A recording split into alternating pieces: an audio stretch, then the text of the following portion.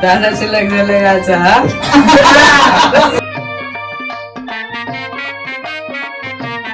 पहिलेच भाच्याचे लग्नाची लगीन घाई मामाची. पहिलेच भाच्याचे लग्नाची लगीन घाई मामाची. पहिलेच भाच्याचे लग्नाची लगीन घाई मामाची. पहिलेच भाच्याचे लग्नाची लगीन घाई मामाची. बहिणीस प्रेमाची बंधवाची कमी काय पैशाची. बहिणीस प्रेमाची बंधवाची कमी काय पैशाची.